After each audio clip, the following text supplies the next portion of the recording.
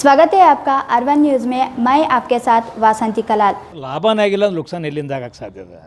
ಇವರಿಂದ ಲಾಭೇ ಆಗಿಲ್ಲ. ಇವರೊಂದು 10 ಸೀಟ್ ಬರ್ಬೇಕು. ಬಿಜಾಪುರ ಜಿಲ್ಲೆ ಎಷ್ಟು ಸೀಟ್ ಆರಿಸ್ತಂದ್ರೆ ಇವರು 5,000 ಸಾವಿರ ಲೀಡ್ನ ಬಂದಾರ. ಇವರಿಂದ 1 ಸೀಟ್ ಇಲ್ಲಿ ಲಾಭ ಆಗಬೇಕಲ್ಲ. ಟಿಕೆಟ್ ಕೊಟ್ಟಿದ್ದಕ್ಕೆ ಇಂಡಿನ ಬರಬೇಕಾಗಿತ್ತು, ಸಿಂದಗಿ ಬರಬೇಕಾಗಿತ್ತು.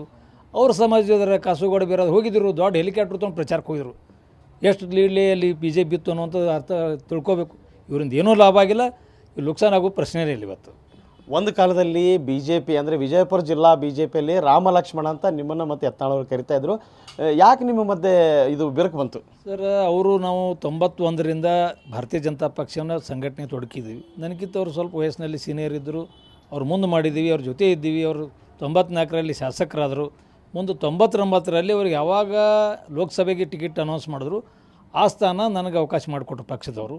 ಆವಾಗಿನಿಂದ ಸಣ್ಣ ಪುಟ್ಟ ಅವ್ರು ಏನೋ ತಲೆಯಲ್ಲಿ ಜನರಿಂದ ತಿಳ್ಕೊಂಡ್ರು ಅಥವಾ ಅವ್ರ ತಲೆಯಾಗಿ ಬತ್ತು ಗೊತ್ತೆ. ಅವಾಗಿನ ಸಣ್ಣ ಪುಟ್ಟ ಭಿನ್ನಾಭಿಪ್ರಾಯ ಇದ್ದು ಮುಂದೆ ಅದೇ ದೊಡ್ಡದಾಕೋತ ಬಂದರು. ಸಾಕಷ್ಟು ಕೊಡುವಂಥ ಪ್ರಯತ್ನ ಆದರೂ ಕೂಡ ಅವರು ಅದಕ್ಕೆ ಒಪ್ಕೊಳ್ಳಿಲ್ಲ.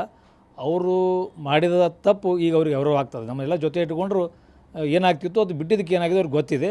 ಇವತ್ತು ಇದು ಆಗಕ್ಕೆ ಕಾರಣ ತಾತ್ಸಾರ ಮನಸ್ಸು. ನಮ್ಮ ಜೊತೆ ಇದ್ದವ್ರು ಏನೋ ಮುಂದೆ ಹೋಗ್ತಾ ಇದ್ದಾರೆ ಅನ್ನೋ ತಾತ್ಸಾರ ಮನಸ್ಸು. ಏನು ನಾನು MLA ಟಿಕೆಟ್ ಸಿಕ್ತು 90ರಲ್ಲಿ, ಅವ್ರು ನಿರೀಕ್ಷೆ ಮಾಡಿರಲಿಲ್ಲ ಆ ಲೆವೆಲ್ಗೆ ನಾನು ಬೆಳೆದೇನು ಅನ್ನೋಂಥ ಆ ತಾತ್ಸಾರ ಅಸೂಯೆ ಏನಂತಾರೆ, ಹೊಟ್ಟೆ ಕಿಚ್ಚತ್ತಾರೆ ಕನ್ನಡ. ಈ ಕಡೆ ಉತ್ತರ ಕರ್ನಾಟಕ ಹೊಟ್ಟೆ ಕಿಚ್ಚ ಆಯ್ತು ಅನ್ನೋದು ನನಗೆ ಅನಿಸ್ತದೆ. ಈ ನಮ್ಮ ಜೋಡಿ ಇದ್ದವ ಒಮ್ಮೆ MLA ಆಗಕ್ಕೆ ಹೊಂಟಲ್ಲಪ್ಪ ಅಂತೇಳಿ ಅವಾಗ ನನಗೆ ಯಾರೋ ಹೋಟೆ ಹಾಕಂಗಿಲ್ಲ ತಿಳ್ಕೊಂಡು ಅಂಥದ್ರಾಗ 2,000 ಹೋಟ್ಲಿಗೆ ಬಿದ್ದೆ.